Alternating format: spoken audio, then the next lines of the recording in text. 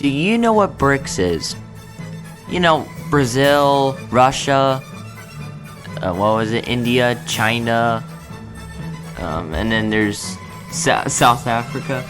You know, those nations, they've created a new type of power for themselves they call the BRICS Alliance. It's an economic alliance, but today I want to analyze it and see if it actually is capable of replacing the US. Many have believed that it's going to replace the US and destroy it. I highly doubt that, however. My reasoning is that if you look, we have our biggest problem, Russia. Russia is not a threat. Like, Russia is so weak that it's pathetic when they've invaded Ukraine and still haven't been able to occupy and capture the entire nation already. They're weak. They're not worth anything. I don't know why we even have NATO. NATO is designed to make sure Russia doesn't get too powerful. This is stupid. We shouldn't have NATO anymore. Because Russia's that, not really that powerful. But if we keep NATO, do you know what we should use it for? China. China's the real threat here. So, yeah, my reasoning in number one, Russia's birth rate suck. Russia's economy sucks. Russia can't do anything good. They just are awful. The only one keeping everyone up is probably China. China's the only one, but here's the problem. When anything rises up quickly, it also has a drastic fall. You can notice it in literally everything. You know, from 2008 stock market crash, it went insanely quick and then had a giant bubble. If you look at the .com bubble, the internet grew enormously and it went too fast and it popped. China's gonna do the same, just like Japan. You know, Japan, everyone thought that Japan would actually replace the US. They were so close, and then they popped. And they've had 30 years of massive, just stagnation, you know? That's what's gonna happen to China.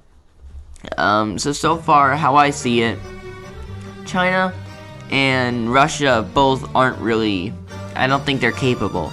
South Africa's, I don't mean to be racist, but South Africa's, they're a joke.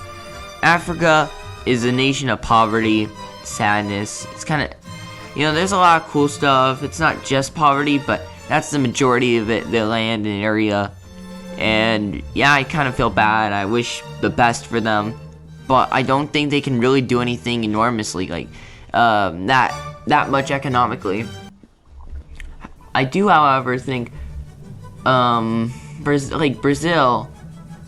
hard for me to know. I don't know too much about it, but I do know Brazil's not really anywhere that powerful.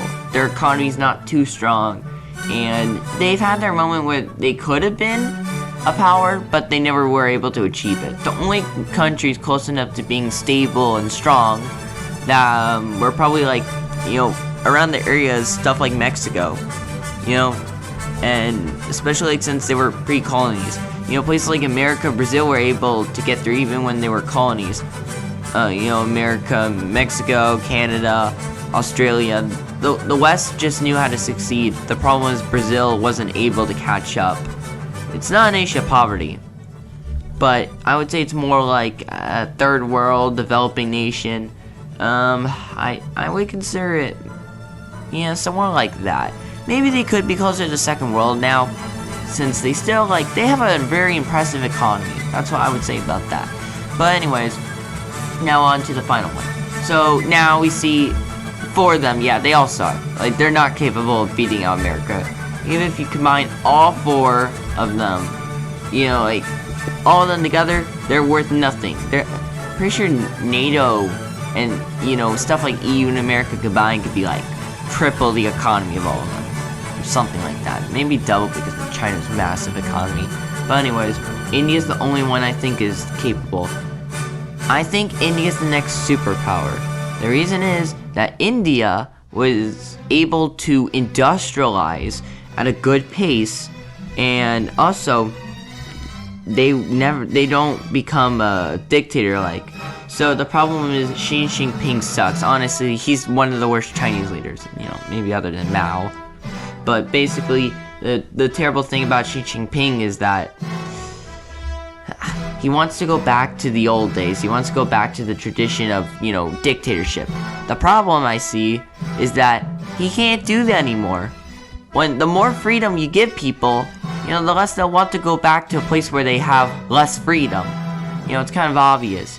China only became a success because they started participating in freedom, economy, free market, capitalism. Capitalism is what I would believe to be a more free economic system than communism. And he wants to go back to the more traditional communism. I say economically they're no longer communist, but politically they are definitely communist. It's an oligarchy, but Xi Jinping just wants all the power. The elites control everything though.